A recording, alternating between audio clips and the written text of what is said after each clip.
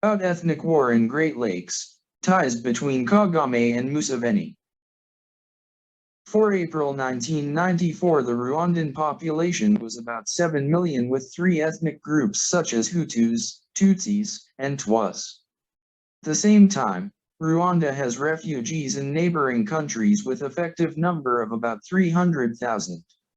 Those refugees were mainly Tutsis where the majority were being hosted by Uganda and Burundi. Tutsis formed a political party named Rwandan Patriotic Front, RPF, in 1987 and an army branch named Rwandan Patriotic Army, RPA, against the government of Rwanda at time. RPA, rebel group, was first a part of Ugandan army making around 30%.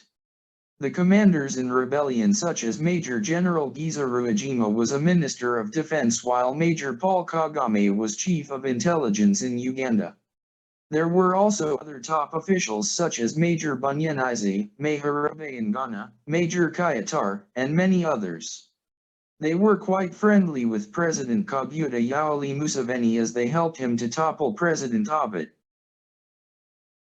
Before 1990, Museveni was a friend with President of Rwanda Juvenal Habyarimana as he supported Museveni's rebellion called National Resistance Army, NRA.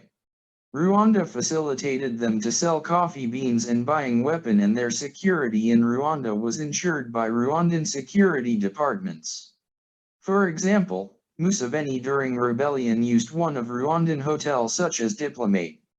Moreover, one of Rwandan army officer guarded Museveni while the same officer is now wrongly detained in Niger while Museveni cannot save him in the name of genocide caused by Kagame. We'll talk about this in next series. Movement through borders between Rwanda and Uganda was good. Here, it should be reminded that even Tutsi refugees could come in Rwanda and go back to Uganda without any trouble. Major Kagame himself visited his aunt Queen Rosalie Jakanda who was living peacefully in Rwanda and returned in Uganda. Back to RPA senior army officers in Ugandan Army. Major Kagame was sent for military academy in USA by Museveni 1989. This time, the plan for invading Rwanda had been already concluded. On 1st of October 1990, they launched an attack to Byumba, a northern part of Rwanda. Around 10 am, a squad of Rwandan army, FAR saw a crowd of soldiers, RPF, from Uganda crossing border to Rwanda. While FAR approached them thinking that was fellow neighbors, they were all shot dead except one who managed to send an alarm to headquarters. Since then, the minds of many Rwandans were frustrated. Approaches for peace talks were made in Tanzania, DR Congo, Zaire, and Zambia many times. Early 1994 peace agreement was compromised and concluded. Of course, people were being killed in that war for 4 years, 1990 to 1994. On the other hand, RPF had a hidden agenda to seize power at all costs. RPF infiltrated all corners and lives of Rwanda in form of spies, cotters, and commandos. Most Tutsis residing inside the country knew that they were being liberated as an ethnic group. Some Hutus in opposition political parties inside Rwanda were motivated by change in governance and made partnership with RPF.